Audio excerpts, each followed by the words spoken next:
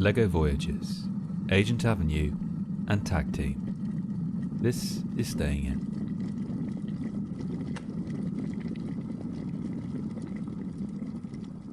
How was Amsterdam, Peter? Well, Amsterdam was very good.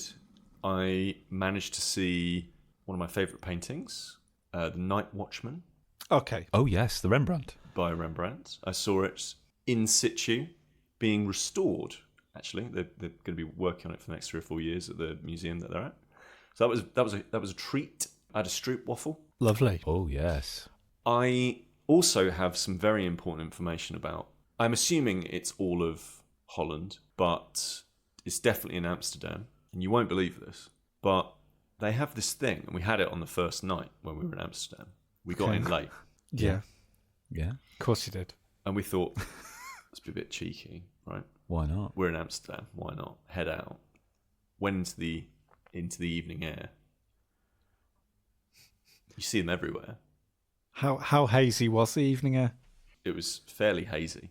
And it was in McDonald's in Holland. Yeah. Okay. They have like Happy Meals for adults. Right. Yeah. And they were doing, which I had no idea even existed. And they were running a promotion for brand new hit television series, Friends. Right. And you could buy these not Happy Meals, and they included Friends characters as little toys. Okay. And you could get them all. So we saw like kids and grown-ups, and kids were going out with your little Happy Meal with your crayon and all that sort of stuff, and the healthy salad and all that stuff that they're trying to push. And then the adult parent walking out with a bunch of Friends toys and like a Big Mac. And it was great. And sitting in the corner going, pivot, and we were on our break. Yeah, it was really odd. That was the weirdest thing I saw over there. I was like, why is this 90s series still being like it's I don't know. And like we saw posters for other Friends related things over there at the same time. It was absolutely bonkers. But yeah, so that was a real treat. And I had the muck something, and it was like a vegetarian. It's like you go to different McDonald's around the world, and they have different things on the menu. They have the standards, your standards. But this was like a muck. I think it was called a muck croquette or croquet or something. I don't know. King of the Wild Frontier. Yep. And it was like a vegetarian. Those lovely vegetable fingers that are like vegetables with like breadcrumbs around them that are delicious, that we all love. Croquets. That sort of thing, but like with sweet corn and peas and stuff. Isn't it like kroken or something like that? It's the Dutch something like that. Potato, fried potato thing. That's what it was. Thing, it was one of them. Yeah. So it was great, thanks. Yeah, it was a lovely time. I'm glad you led with the Rembrandt instead of the McCrocket. Yeah. It's quite a pivot, ironically. Didn't say they were in order. I just want to clarify something about these Friends toys. Mm-hmm. Because in my head they were anatomically correct toys, but they're not. They're just like Funko Pop. They're like Funko. That was my assumption. They're like little Funko things, but they're not Funko, I don't think. But no. I just thought when you meant like adult toys, I thought you meant like get your own Monica action figure. That's what you thought. Oh no, I didn't think that. No, that's just because we're sensible, Chris. Yeah. When you say adult toys in Amsterdam. Yeah. In a Happy Meal. Yeah. And Pete, did it come in like a bigger, when I remember Happy Meals as a child, it was the little box with the little golden arches handles that you would walk around with. Is it just, do you get a bigger version of that, or is it just the brown paper bag? Just a brown paper bag? Yeah, it was like, it looked like the Friend's house. Wow. Blimey. Yeah, in a little takeaway box.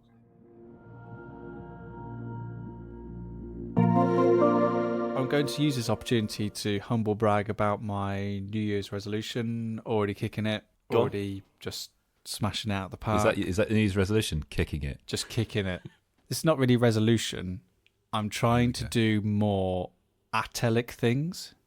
Do you know that phrase? Okay. I do not know that phrase. No. So here we go. Classroom's in. Classrooms in session, everyone. So there's a thing called Telic. I could be pronouncing these things wrong. So there's a thing. Telic is correct. So Telic is a thing. Italic. Where Telic,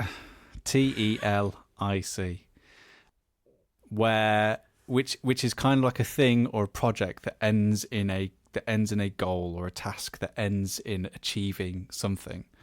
Okay. So there's a philosophy of approaching life not with a telic structure, but with an atelic structure, which means that instead of giving yourself telic ambitions, you instead go, what things do I enjoy that will get me there, instead of thinking about how to get there. So, for example, like walking, for example, is an atelic thing that you do. So if you wanted to lose weight, you don't go, right, I'm going to lose 10 stone by the end of this year. You go, right, what atelic thing can I do that I enjoy that will get me there instead? So I'm going to walk more because I enjoy walking. I enjoy doing that thing. Right. So therefore I'm going to do it more, and that's going to get me there. And so it means that if you don't achieve the resolution, you still enjoy your time because you're doing something that you enjoy, and it's called an atelic project. It's a journey, structure. not the destination. Yeah, absolutely. So one of the things I decided to do this year was to play more games, and generally play more games and complete more games, because my KD ratio on games was awful. Can I just say, do you mean video games? Because I don't think it's possible for you to play more board games. Incorrect. So this year, I've already completed 2. Which 2? So one of them's quite difficult to talk about because I don't know how to pronounce the name, because the name of the game is the shape of the character that you are. So if you were to search on it on Steam, it's an O with an umlaut and then 2 smaller O's next to it, because essentially you play as a caterpillar that's got 2 bombs that follow it. So it's like ooh, or how would you say it in German with an umlaut? Like oh, because that's what the character in the game looks like. It looks like a caterpillar with 2 like antennae and then 2 bombs that follow you. Okay. Which is really, really, really incredible search action game. Really, really cheap on Steam. Only 3 hours. A 3-hour Metroidvania? Yes. Wow. Okay. Like, it's super linear. Like, it's like very, very directive in terms of here's the path and here's the critical way that you achieve it. And you don't really gain new powers. You just gain new understanding of how to use those powers. And the world teaches you different ways to basically use the things that you can do rather than getting new things to do. So I completed that, done. And last night I completed Braid for the first time. the 360 Summer of Arcade classic Braid. The 2008 classic. Wow, that's great. That's brilliant. Keeping right on that zeitgeist, aren't you, Sam? Yeah, well, it's when it came out, I didn't have a. So when it came out, we just left uni, and I had a Wii. I didn't have an Xbox, so I never got to play it. And it was like £2 on Steam. And even though the person who made it is now a bit quote unquote controversial, I still wanted to kind of have that experience of what that game was, and I feel like and what it was trying to do. And like, to be honest, I didn't give the game 100% of my attention. I kind of did look up some solutions to puzzles because I was just like, I just cannot, like, first of all, I didn't really like how the game feels. I don't like really how the game looks. Yeah. I didn't really feel like I was having a fun time in the world exploring the puzzles because I just didn't like the world in and of itself. Also, I knew what the twist was at the end, so I kind of felt a little bit icky playing it. If you know what the ending is in Braid, you'll know. And then there's obviously the thing to in relation to the creator of it.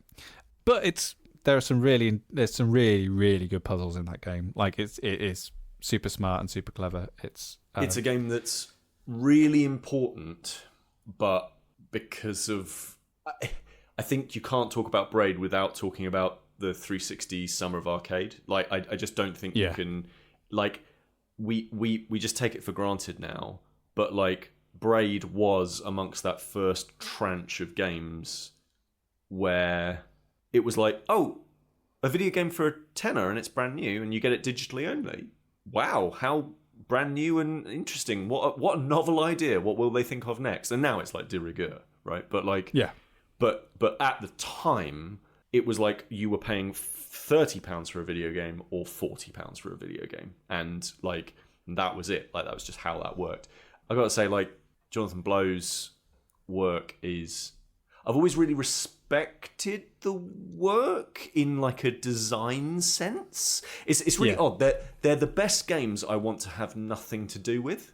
Like I don't find them interesting. I don't find them fun to play. But when I look at them and deconstruct them, I go, that is a really, really clever. I can see why academically they're broken down, and like it's the same with like Fez and stuff. I feel like I need to play more Fez. Like Braid is too smart for its own good, and it kind of relishes in that, and that's what I don't really like about it. Is that fact about it? Like it felt like I could really feel the designer's hand, but in a bad way. Yeah.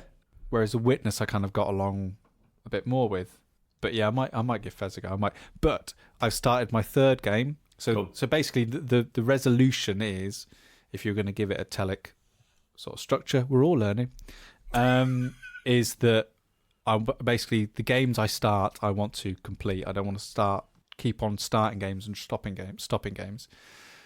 So I started playing the trial, because you can do this on some PS Plus subscription tiers, of Indiana Jones and the Great Circle.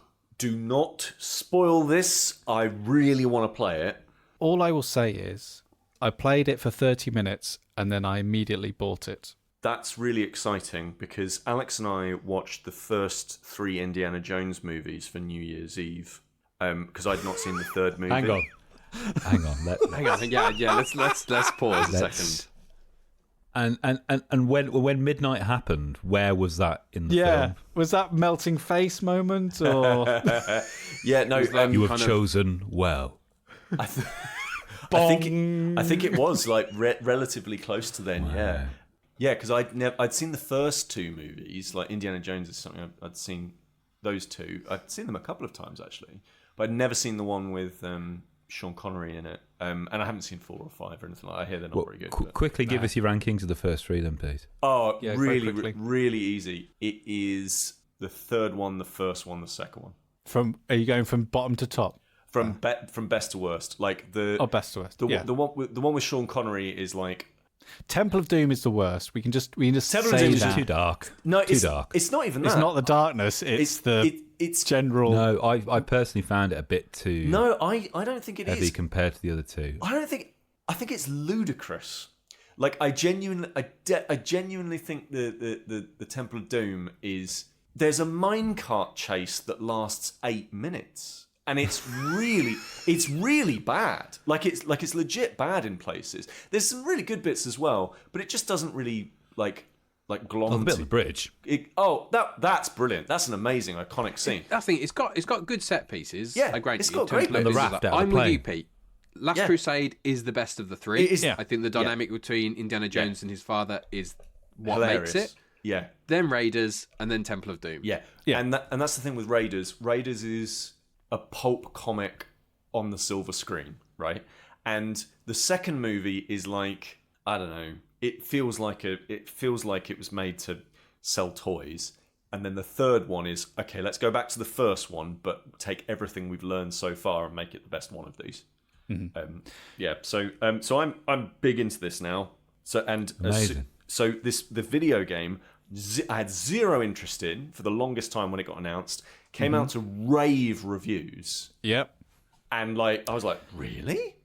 And then, now I've watched these movies. I'm like, I'm jonesing for this thing. Yeah. So I think everyone in this room. Well, I was originally just going to say Chris and Dan, but now everyone in the room really should try and hunt out and play this, because it is the best bit of criticism I heard about it, and one of the reasons why I really want to explore it was that someone described it as, it's not a video game trying to be a video game of Indiana Jones, it's a video game trying to be a Indiana Jones movie.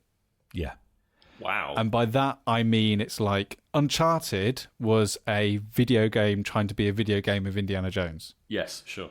And by that, I mean you have all the lush locations, you have all the exploration, you have the puzzles, but you've also got to kill about 1,000 people because that's what video games do. Sure. However, Indiana Jones and the Great Circle, it's basically Uncharted and Tomb Raider, but without the genocide. It's the slow, methodical, puzzle-solving, thinking, archaeological exploration video game that you want, with an incredible starring performance by Troy Baker, who is doing the best Harrison Ford, not impression. It's just like he's just embodying Indiana Jones. It is remarkable what he's managed to do with that role. Did any of you ever play Enter the Matrix back in the day? Oh, Yes. yeah. That when you were saying, Sam, about a game that's not trying to be a video game adaptation, but actually it's part of that universe. It's its own episode within that made me think of Enter the Matrix. But what are the interesting things about Indiana Jones and the Great Circle? It's made by MachineGames. Yes, it is. So my previous interaction with MachineGames was Wolfenstein. Yeah. Yeah, the reboot of Wolfenstein, the latest reboot of Wolfenstein, I suppose, which was end of PS3 era. Yeah. And then Yeah. it was that PS3, PS4 era where like it came out on both. Didn't we play one co-op, Chris? Yes, we did, Sam. I was just looking that up. Youngblood. And it was a blast. I've been playing The New Order, and like, Why? well, in all seriousness, it was one of those games where it was like a recommendation. Like, again, at the time, like I heard about it and I was just not interested at this point. I was just like, well, it's a Wolfenstein game. The last one, I think it was like, I can't even remember. Was it Wolfenstein Enemy Territory, or was it just Wolfenstein, I think it was called? Anyway, it wasn't great. I don't think that was a MachineGames joint. But then New Order comes along, and the way that it was kind of marketed, I seem to remember, and I might be thinking wrong, but it was kind of marketed as a little bit Far Cry Blood Dragon. Like a little bit like wink, wink, nudge, nudge. It's going to be over the top, silly, and that's really all there is to this thing, and it's Wolfenstein. And yes, it's cool in that it's got this new perspective on it, so it's very, very inspired by a book called The Man in the High Castle, which I think is a TV series now as well. It is. Yes, it was, for several series on Amazon Prime. Yeah. Was that a Philip K. Dick joint or an Asimov joint? It is. Philip K. No, Dick. It's a Dick joint. Yep. And by that, what I mean is, and this isn't a spoiler because you go into it pretty much knowing this. Essentially, it's a what if the Nazis won in World War II, and the answer is, and from all the advertising that they did at the time, it felt like the answer was, they're on the moon, and it just felt like really over the top and silly. And there are definitely bits of that in the game that I've been playing. So I've been playing it on PS4 recently. Because somebody basically said to me, no, you really need to play it. They said, it's got some of the best writing in video games. To which I went, for sure, I'm going to prove them wrong on this, because they do not know video games if they think this New Order game's got good writing. And I went and played it, and I was like, oh yeah, this is some of the best writing in video games. Like, it is legitimately... Really? It's legitimately excellent. Chris... The way they advertise it, or the way I guess maybe just the way I interpreted what it was going to be, was, big, not steampunk, but not far off, like Nazi steampunk-esque, like mechanical suits and part man, part machine monstrosities in weird Nazi labs creating all of these, horrific experiments. And again, as I say, there is that stuff, but my God, they go hard on the writing. So, for example, there's one scene, and this is the beauty of the narrative design. There's one scene whereby you are in a prison concentration camp, and like obviously that is, you think to yourself, because again, somebody told me that there was a scene like that. I was like, oh, I bet that's really like inconsiderate and really poorly done. That scene is absolutely incredible. Like there are moments in it where, through the writing, they don't tell you something, they just show you this thing, and you put two and two together, and it's harrowing. It's like a massive gut punch. There are audio logs in the game from one of the characters, supposedly, that are probably, I would say, up there with the writing in things like, I would say writing in the things like The Last of Us, like the Telltale games, like some of the writing in that is so just little turns of phrase where you're expecting them to say one thing, they go in another direction, and it just whams you over the back of the head. Like, it is legitimately, like, they take a subject matter and they make you stare at the subject matter really intensely, and they make you do it in a way that is entertaining. Like, it's not a, like, you know, it's not like an £8 Steam indie downloadable black and white, you know. This is a big AAA video game blockbuster. There is sturdy violence in it, in which you are shooting baddies, you are destroying mechs, you know, you're having a blast. Really, really fun. And the emotional roller coaster of you having a great time with it then just tops off and then gives you this huge cosh over the back of the head, which then goes, this is what it's about. And it's wild. Like, it's properly good. And it never, you know how, Dan, I think I'm sure you'd know if there was a real term for it. You know, in movies when old actors get way too old to do the stunts, and so they cut away a lot from, like, fight scenes. What do you mean? Like stunt doubles? You know, where, like, as actors, I'm sure there's a term for it, where, like, cameras, like, cut away from something because they cut quickly to something because they don't want to show what's actually happening, because if they were to actually do a long shot, you'd see that the fight didn't look very good. Well, yeah, I mean, a good example of that is the most recent Indiana Jones film, where the aged Harrison Ford, the camera just cuts to the horse arriving, and then it cuts to him on the horse. They don't show him trying to struggle to get on a horse. Right. So that sort of thing, right? Like, you could, with the subject matter and with how tricky that subject matter is with Wolfenstein, there are bits of it where they could have done a lot of that, but the game is like, no, keep looking, and it just never pulls the camera away. It is messed up in all the best possible ways, and yeah, like again, it's one of those ones where you have to play it. Like, it is. Like, pop it on easy. Like, it's mechanically, it's a fun game. Like, I enjoyed it. It's a decent first-person shooter. It's got some cool stuff. Not enough guns in it. Not enough enemy variety in it, but that's fine. And it's true. Guns. There isn't. There's not enough gun variety. Like, there's not. And like, the enemies are fine. Like, some of them are good, and some of them are a bit weak. But the writing and the presentation of it, like, it goes so hard. Like, it's great. I think, for me, I struggle with a concept like this. I do think there are, and this is me talking personally, because I'm going to kind of contradict myself in a second, certain kind of topics that shouldn't necessarily be brought into that arena of kind of games and stuff. But to contradict myself, I'm also of the opinion that there are certain topics that need to be available to everyone, and not everyone kind of can receive that type of information in the same way. So I would look at something like this subject matter of, like, obviously we're talking about concentration camps and things like that, putting that in a video game setting, and as you said there, you said quite flippantly, it's a fun game, not enough guns, blah, blah, blah, and that's fine, 'cause that's good. Putting that kind of content in a game, to me, feels a bit wrong. Dan, However, that's why I played it. That's why I played it, because I'm a sucker for, I wanted to see the train wreck. Like, I wanted to see the thing go wrong. So I was like, oh, good writing, no chance. Like, this feels like a subject matter that they should not be touching. feels distasteful. It feels distasteful going into it. Yeah, legitimately. They nail it, Dan. Like, they like, in a way that video games rarely do.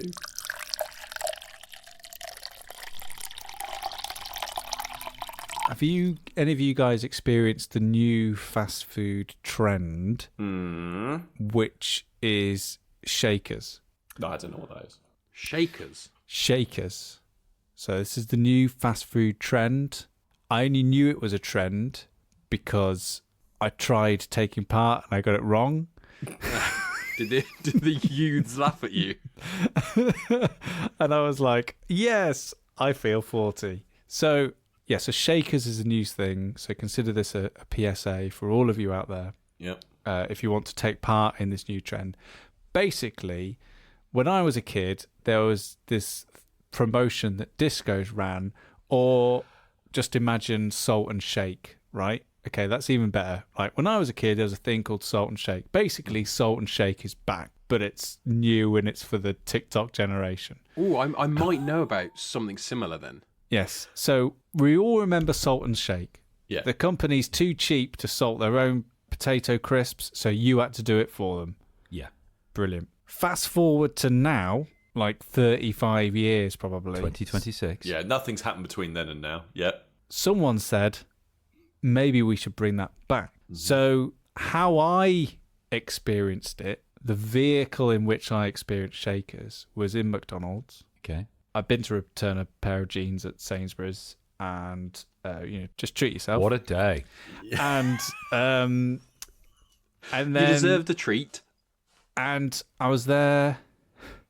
And I was there and I thought day. I'd try the Grinch pickle seasoning. Oh, that's on brand for you. You like your pickles, Sam. So I thought, let's try this new Grinch pickle seasoning that's been kicking around for Christmas before it goes away. Yeah, sure.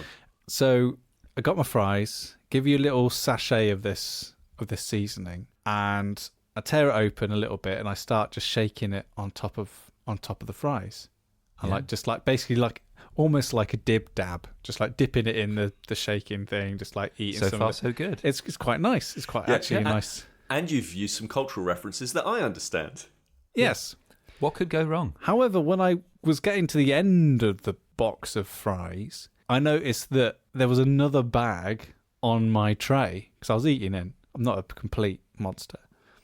There was another bag on my tray, and it was the shaker bag. And it was then that it hit me that the expectation is what the kids are doing these days is they take their fries out of the fries box, puts it inside a separate shaker bag, then put in the seasoning, close it up, and have a good TikTok shake and film it and earn £2 million. I don't know how it works, and then eat the fries. Right. And that's it. That's shaker. That's how you do it. And there's some other fast food restaurants that have the same concept, but you pick the seasoning to go on the fries. They have different, and you put it all into a separate bag. Then you shake it all up, and then that's your dish served. Well, I am familiar with something similar for Christmas just gone. In my family, we do like a Secret Santa type thing where we have like we all buy for everyone buys for each other. So there's like a limit of like £20, and we'll get a present for everyone. And you all know my wife is a big fan of crisps. Yes. And there is a brand, if you want to sponsor us brilliantly, there's a brand called Spuddos who did appear on Dragon's Den, and their product is they sell like these massive bags of like unseasoned crisps, like basic, like big, like 500-gram bags or 1 kilo bags of crisps. And you buy them, and along with them, you get a load of these sachets of different flavors. And then with those, you get some paper bags. So you take crisps, put them in the paper bag, sprinkle in your seasoning of choice. I've got them written here, so you can have salt and vinegar, kind of cheese and onion, chip shop curry, prawn cocktail, crispy bacon, southern fried chicken, nduja and honey, and doner kebab. So you can use any of those. All in one. All in one. All in one. Shaky, shaky, shaky, shaky, shaky, shaky, shaky. And then you can enjoy your crisps. For me, it's a bit like self-checkouts. I just feel like I'm doing someone else's work for them. Yeah, I should be getting a discount. Yeah. If I'm having to shake my own fries. And I did do a very good job. You're taking a job away from a machine, though, Sam. We're fighting back. I over-seasoned my Grinch pickle fries. Well, this is a familiar tale for you, though, isn't it, Sam? Yeah. So, but to be honest, this is all better. And I'm sure I've told this story before on the podcast, but I'll tell it again because it's a cracker. This is all better than when I went to my dad's once and he said, "Do you want a packet of crisps, son?" And I said, "Yeah, what flavours have you got?" And he went, salt and vinegar, Worcester sauce, tomato ketchup, ready salted. And I was like, "Oh, that's quite Very brilliant." powerful flavours. It's a good selection. It's a good selection, that, isn't it? Yeah. So I said, "You know what? I'll have a Worcester sauce. It don't come around that often, but it's a powerful crisp." So he got a packet of the ready salted crisps out of his pantry, opened them up. As soon as you said Worcester sauce, I knew where this was going. And gave me a jar of Worcester sauce. I went, "There you go. You put it in, shake them up." See, I can see how that would work, like the nature of Worcester sauce. I'd be more worried about the ketchup idea because that doesn't work when you shake it all up. I'm going to go for honey and mustard. Oh. It sounds like he was basically just way ahead of his time with this shaker TikTok trend. Yeah. All he needed was a dehydrator, and he would have been he would have been on it. So there we go, shakers. Now you know.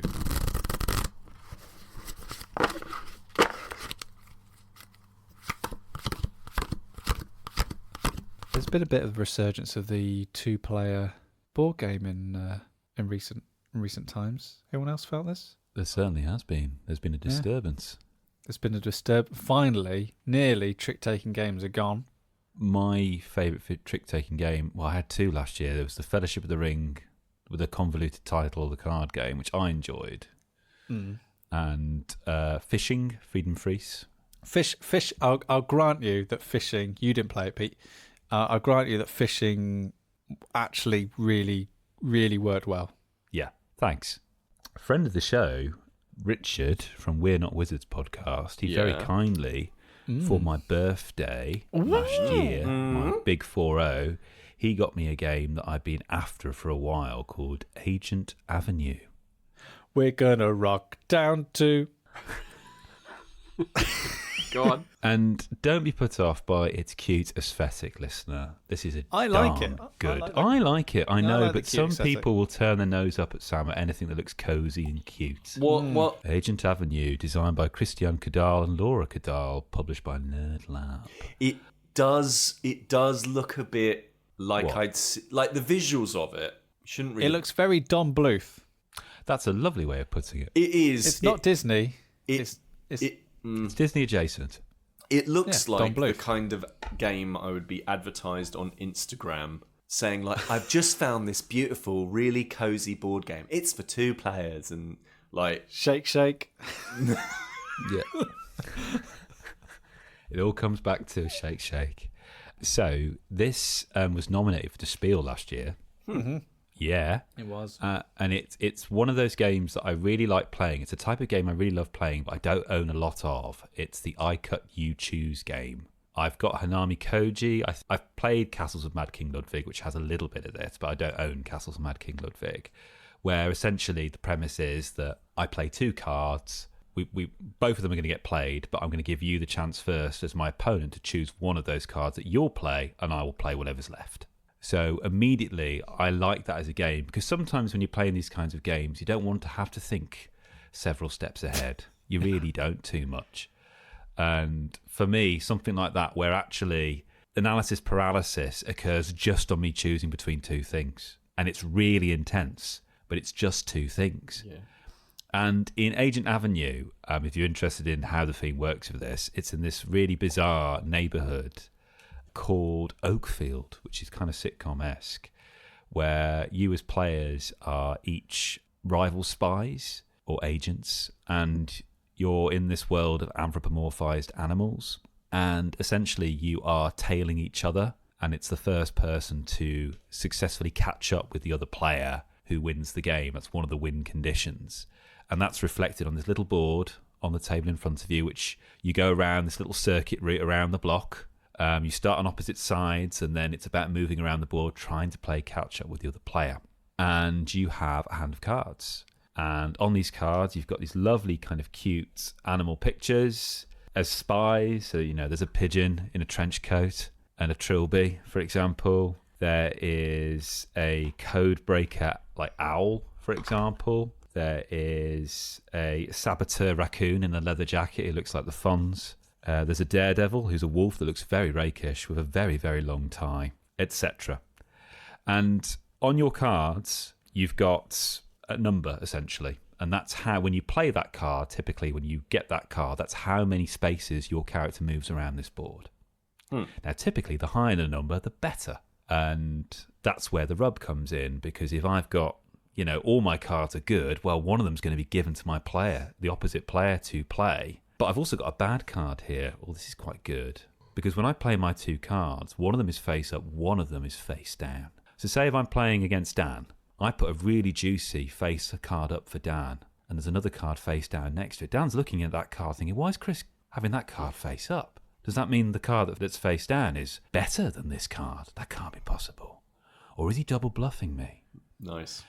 Now, that sounds quite simple, but this is also a set collection game. Because on each card, you've not just got one number, you've got several numbers in a column.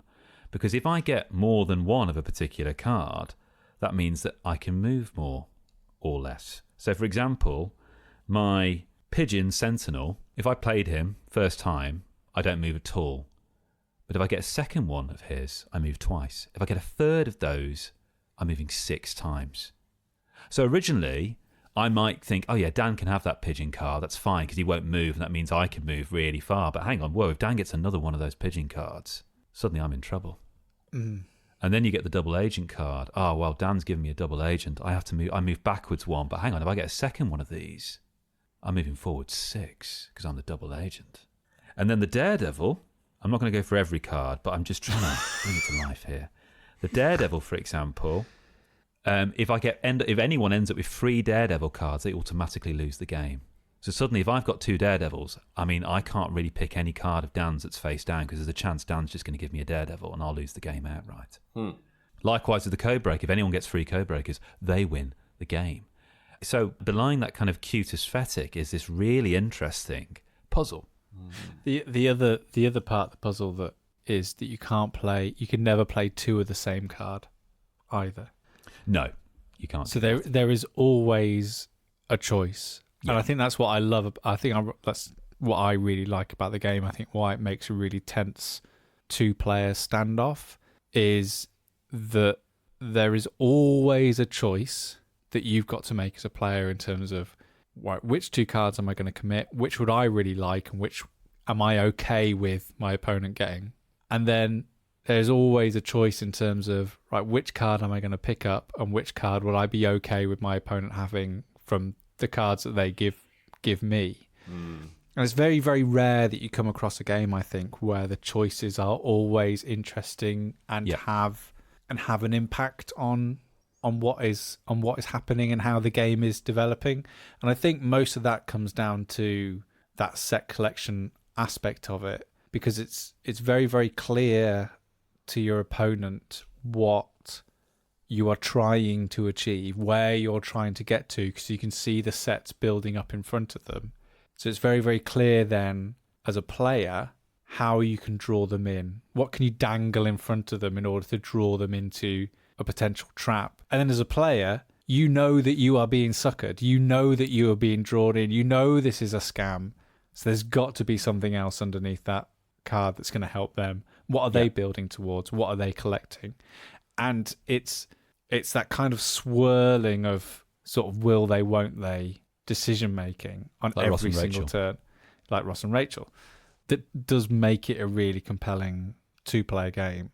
I think that the one thing that I'd want to see, and there is an expansion that's out or coming out, is just more cards, because you do kind of, we played it quite a few times now, but you do kind of see just the same cards coming up again and again, and just what you're actually always searching for is a bit of variety and a bit of sort of dynamism in a game like that. But it's pretty superb for what it's a cracking game, and it'll fit on a coffee table or a train table, even the board. That's what I was just going to say that, actually, because from looking at pictures, it does appear to be like really quite small. So I did look at it thinking, funny you say train table, like I can see it on a train table, that kind of idea. Does it fall into that category of like bunging in your bag type of game then? Ooh, the difficult questions are being asked today. Does it fall into the bung it into the bag? Because it's small. It's not small enough quite, Dan. I think personally for me, I don't see it in that kind of way. Personally, it's a good travel game, I think, but it's something I could take on holiday with me. But getting it out of like a bag necessarily, I don't know. On the fence, put it in the satchel. No. We're not introducing a satchel. But picking up on the point you're making, Sam, there is an advanced mode in this, which is the black market. So there's a whole deck of cards where, in addition to what I've said, you can flip the board over, and each of the 4 corners, you've kind of got this suspicious, like very cute silhouette of a spy, which represents the black market. Anytime your little wooden meeple, as it's moving around the block, lands on one of these corners, you can take one of the free cards from the black market, which adds some really interesting wrinkles, which just add to that puzzle that Sam was speaking about. So, for example, if I get the getaway car, that's an ongoing thing. So every time I land on one of the home spaces where we start, I get to move automatically 3 spaces forwards. Or if I get the distraction device, the saboteur, which usually is all negative, that becomes a positive for me. Mm-hmm. So straight away, the opposing players think, why have they taken that? Have they got saboteurs in their hand, for example?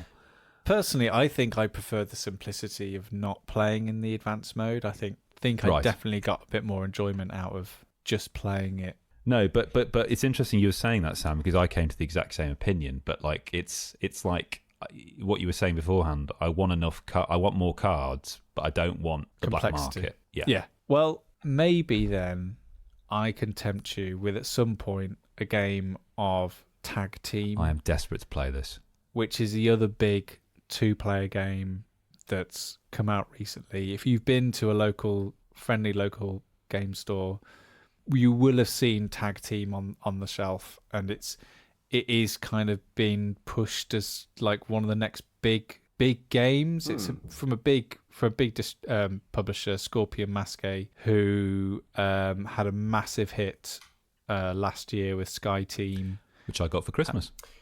Did you? I got for my I got that for my birthday. Did you? I didn't get it. Well, it's your birthday next month. It's your birthday soon, Dan. So I feel like we've got to make sure everyone gets a copy of Sky Team because it is a superb game. Sky Team is just so good. Yeah, it's good. But Scorpion Masqué also did Decrypto, Masterword, Stay Cool. We've covered their games a lot, haven't we? We've covered their games. We've covered their games a lot. But Tag Team. If you go on the Scorpion Masqué site, it's like Tag Team is the big thing, and I sort of chuckled to myself a little bit when I opened up the box for the first time, because the first thing you see is a little pamphlet, just a little sheet of paper, which has a sword in the stone and then just 2026 on the top. And it's like, they're already thinking of new characters to put into this system. Like, they're already on it. Well, there's already some Arthurian characters in Tag Team as it is now. You can play as like Mordred and some other people. So we've spoken a little bit about like genres and mechanics, and Tag Team sort of taps into something that started to come to the prominence at the end of last year. We covered Wizards Cup on a podcast, and Tag Team does a similar thing in that it's an auto battler, but it's also a deck builder. Sam, can you just briefly explain auto battler for the listener, please, as a genre? Because we've spoken a lot about deck collecting, but not so much about auto battling. Yes, so auto battling is something that's a bit more. If you play a lot of video games, you're probably a bit more familiar with what an auto battler is. There's like auto chess and things like this, where the concept is that basically you program a system and then you let that system face another programmed system, and everything sort of happens simultaneously, and then it's kind of like the winner is decided based on how you programmed and built that system to cope with what you possibly predict would happen and when. Because once you set it going, there is no stopping it. There's no like, oh, hang on, can I just move that there or change that thing? Things happen how you intended it. And the challenge is to predict and time and manage your army or your team, or in this case, your deck, in order to get the most out of it. So how Tag Team works, it kind of takes that concept and bundles it together with a deck building element. And out of this and Wizards Cup, I think I'd certainly prefer Tag Team. It's definitely a lot more brighter, a lot more punchier. It has a lot more of a fantastical table presence. Everyone has 2 characters in front of them, and the characters are, from Arthurian legend or from like Celtic legends, or the Wild West, or sort of noir movies. Like, they really span like the breadth of like storytelling sort of tropes. And the aim of the game is to knock out one of your opponent's characters. The game starts with you picking 2 characters at random, and that in some way for me is quite a lot where I get a lot of enjoyment out of it. It's kind of like, right, I've got these 2 characters, how can I use them best to support each other? Like some characters are supporting characters, some are really like out and attack, some don't really do any damage in the first instance, but you want to kind of keep them there because they'll do like a slow build to a massive hit after the end of certain turns. So you want to kind of like keep them alive in order to get the best out of them like later on in the game. And then each character comes with a deck. It's a very, very small deck. It's worth saying that like this game takes 10 to 15 minutes to play. Like it is designed to be have you got 10 minutes? Right? Pick 2 characters. You pick 2 characters. Play. Done. Put it back in the box. Let's play something else. Like it is really designed to be super efficient on your time. And what sort of surprises me most about it is that it's rare that I come across a game where I can just say everything's written on the card. Everything is explained on all the cards. Other than some basic concepts in terms of like when you get down to KO, you are dead, and these are power cubes, and this is that sort of thing. Everything is explained on the cards. There is, in terms of rules overhead, it's almost practically zero. It's almost Jenga in that instance, which makes it a perfect sort of little party, sort of mini, sort of 10 to 15 minute game. Because everything is there in front of you. There's really little overhead at any point. So everyone starts off with putting 2 cards, one from each of their tag team, into a little deck, choosing the order, and you both put them down, and then you both reveal the top card at the same time, do what it says on there, and then both reveal the second card at the same time, and you do what it does on there.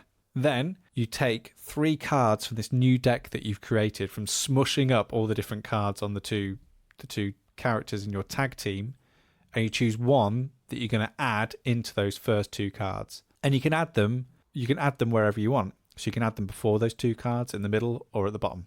And then you play another round.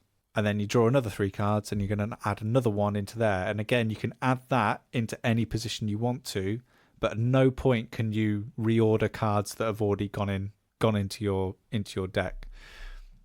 And where the puzzle comes from is, right, they've attacked me and it was on the second turn, and I've just drawn a block card. So I could take this block card now and put that to make sure that's the second card that comes out of my deck when I play it. So now I will block their attack that they do on the second turn. And then the other player could be thinking, maybe they're going to block that attack. So I'll put in another card, which means my block will now appear on the third turn, which I know they're not going to block because maybe they'll put the block in. Again, it's a bit like that Agent Avenue-esque gameplay when you're always trying to kind of second guess what the other team member is doing, as well as trying to basically get the best out of the characters that you've got in front of you. It's a super, super enjoyable game. Everyone I've shown it to has loved it and played multiple games of it in a row. And as I said, like, there is definitely a virtue in it being a quick 10, 15 minute game. In fact, in most instances, most people have been a bit disappointed that it has ended so quickly, because the game feels like it should be like richer and deeper and more strategic and go on a lot longer. But it's meant to be peppy, short, punchy, and it really does succeed in all of those. It's great. You guys have put us on the little bandwagon of 2-player games, and I just want to hitch my ride to that as well, because I've also been playing a game 2-player, but this is a video game. Oh. And I've been playing a Lego game, but unlike no other Lego game I've played before. So typically when I think of the Lego games, I think of the IP games. I think of your Lego Star Wars, and then Lego Indiana Jones, Lego Lord of the Rings, Lego Hobbit, Lego. Whereas this is a game about Lego, as opposed to it being just an IP. So this is a game about Lego and friendship, and it's called LEGO Voyagers. So it's only a small game. It came out, I think, September of last year. I heard about it about 6 months ago, completely off my radar. And my wife just kind of said, have you seen this video of this game that they've announced? And like, she doesn't play games. It's very strange for her to come to me with a video game that I've never heard of. But she showed me this video of it, and it looked stunning. So it's by Light Brick Studio, which is from kind of Lego themselves, published by Annapurna. And wow, it's a cooperative puzzle platformer where you play it local co-op or online co-op. I think it has like that friend pass element where only one person has to actually own the game. Nice. And the idea of the game is that each of you plays as a single kind of one-piece Lego block. One's red, one's blue, and there's a little eye on it. And you're alive, and you go around your little world, and you roll around your little world as a Lego piece. And it's basically a game about your friendship and your interactions with each other. There's no dialogue. There's no speech. So I was playing on PlayStation. When you press square, like they sing a little tune or a little tone, so they can interact with each other. But it's very gentle. There's no. It would usually be used probably if you're playing online to draw someone's attention to you, and that's all it is. I played it with my 8-year-old son. Most of the time, we would just kind of hammer it because then it sounds like they're singing at each other, and it sounds great. And when I first saw the video for it, it just looked stunning. Like properly stunning. The kind of games, you know, when you see those videos for like when a new console comes out and you think, wow, look at the resolution on that. Look at the textures. Like I was watching this video of these Lego pieces and the tactility of them was just incredible. And so I was like, definitely this is on my list of games I wanted to play. Would have been perfect for me and my little boy to play together. But I hadn't heard that much about it. And it was only kind of not long before Christmas. I was looking through various things and it just kind of popped up and it was available to download on PlayStation. There would be no fanfare about it coming out. I hadn't seen any reviews or anything. So I was like, definitely getting that. And we started playing it. And it's just such a lovely, calm, gentle experience. So the game starts where your two characters, and they have their own little house on this little tiny island, and you roll around this island. Because as I say, you are two pieces. You don't have legs or arms or anything like that. You roll head over, or roll on your side, and there's a few things you can play on. And then in the background, you see there's a rocket, and like it goes to a little cutscene where they look over at the rocket, and it zooms in, and that flies off. And then as it's launching, there's obviously a problem, and the rocket starts to crash, and debris starts to come down. And so the game is then about rescuing this rocket and all these different kind of elements of it. And so you end up going through this kind of, it's not an open world game, but an expanded world. This is kind of a sequel to a game they brought out, I think back in like 2019, called Lego Builder's Journey, which is a very similar kind of idea. And this was just kind of singular puzzles, like kind of diorama puzzles that you would navigate around that world in order to solve a puzzle, perhaps create a bridge or create something to reach a goal, and that would be it.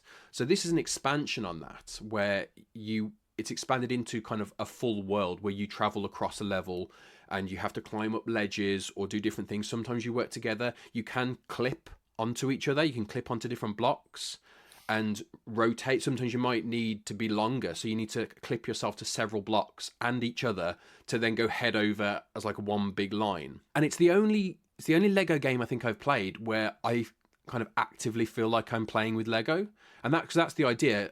Unlike something like Lego Star Wars, I like the Lego games. They're fun. They're kind of interesting.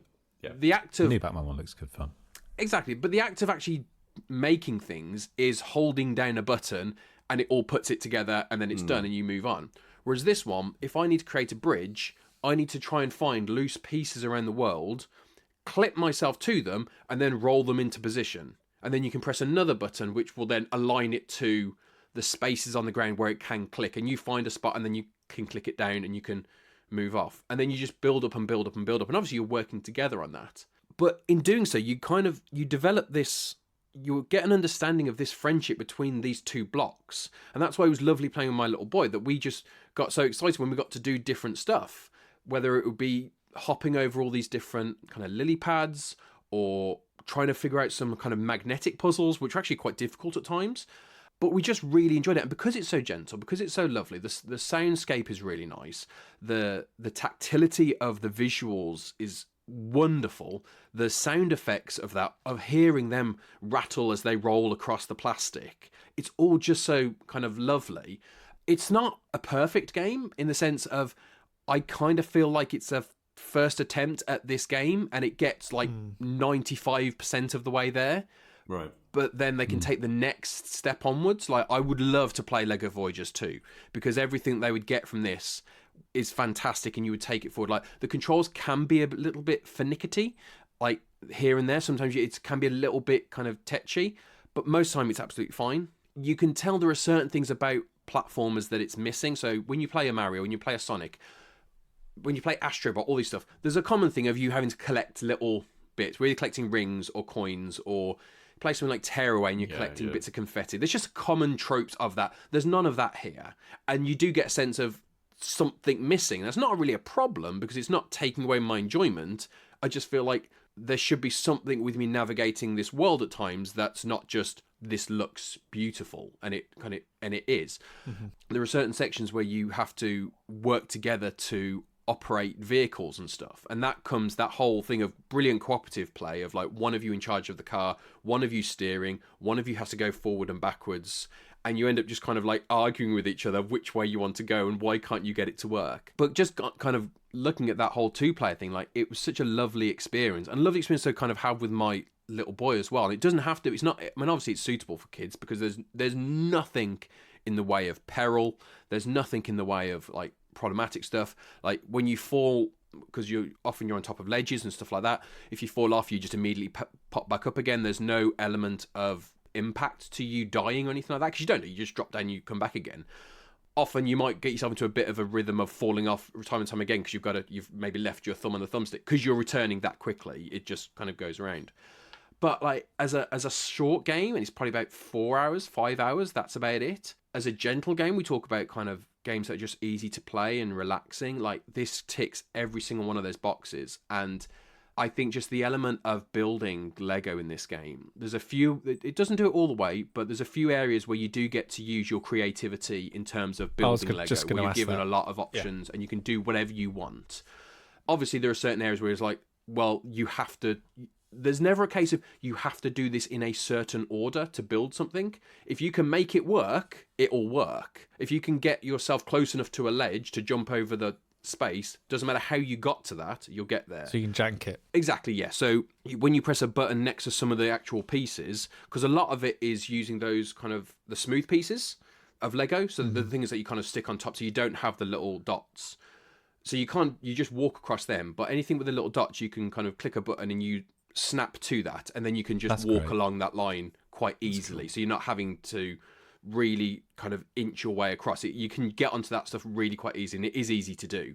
But yeah, like I just, if you have some time and you want something gentle and nice and friendly, and it is like it does take on a bit of a journey. Like I think the old version, the original, the Lego Builders Journey, was a puzzle game, whereas this feels more like an adventure game with puzzles in it. Yeah. Yep. Question I want to ask you, Dan, is I played that original game on my Switch, and it was a really lovely handheld experience. Do you think this would also work handheld, or does it actually feel like the scope and scale of it has increased so much that it works better on a big screen on a console? I think it would work absolutely fine as a handheld device thing. I think the joy of it comes from the cooperative nature of it, really. So obviously I'm playing it on PlayStation, so we've got a big TV and we've got individual controllers, but obviously that's us playing locally. If you're not playing it locally, if you're playing it online, like that's still just a lovely experience. You don't need a big screen for that. Obviously the visuals are beautiful, so a big screen is going to be great for that,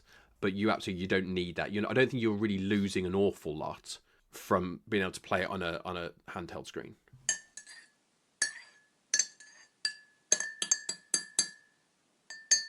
I forgot to say thank you. Can I just say thank you to Richard from We're Not Wizards again for the lovely birthday gift he got for me, Agent Avenue. Thank you, Richard. Hope you're well. He's a good egg, isn't he? He's a good egg, Richard. He also got me this lovely little notebook which says, "It's a Chris thing you wouldn't understand." Oh. And given the fact this is an audio medium listener, you may not realise I have an unusual spelling for my name. So as a child growing up, I never really found anything that was personalised for me, really. It was always a treat when I get something personalised, like a driving licence or a gas bill. You had to. But Chris, when you got your driving licence, they didn't take a punt at your name and just go, "Well, is that right?" You tell that to Orange Sam, who I got a letter from them one year that said, "Dear," it was just like Christopher. So I literally just took a run at it, just gave up. Christopher. And that's why Orange no longer exist. Yeah, Christopher. So, Pete, very quickly then, top tips of anyone visiting Amsterdam this year? Go to McDonald's. It's it is. Walk past Anne Frank's house. Yeah. Straight to the McDonald's. Don't worry about Van Gogh's stuff. In you get. No, don't even bother to stop to smell the tulips. No, under the golden arches. If you are looking for tips for the new year, then BGG, we've got a curation page there. Agent Avenue and Tag Team will be appearing Hell yeah, it will. under there imminently. Yeah. And also on Steam, if you're thinking, well, what was that game that Pete was talking about? What was that game that Dan was talking about? Just go to our Steam curation page, where you'll see Wolfenstein and you'll see LEGO Voyagers there, ready, waiting for you. Yeah. Add them to your wish list. Wait till they go on sale. If you can't be bothered to search for it manually, you can just, on your little app that you listen to podcasts with, you can just go to the description and there'll be links to all of this stuff. Like, all of it. Like, easy 2026 is a year where you put your feet up. Yep. Look in the description. Just click the links. Easy peasy. You'll be fine. Yeah.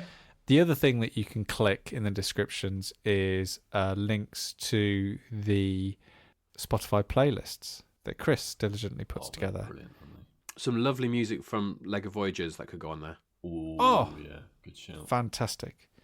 Maybe something hard and bashy from Wolfenstein. Just to even it out. Just to even it out. See, Chris has thought about this, and there are different playlists to match different moods. I do indeed. So there's something on there for your taste. Don't worry about it. And then if you've got a recommendation for us, if you've been to Amsterdam and you think that we've missed a trick, you should have really gone to something like the Penis Museum, then tell us about it. Yeah. I was drinking tea, Sam. Stayinginpod I came out at with gmail.com. Yeah. Or send us a message on Instagram at stayinginpod. The queue is actually a lot shorter than they say it is. Yeah, it's just very cold outside. Right. I think that's it, isn't it? Watch it. Watch it. Watch Take it. care. Careful now. Take care.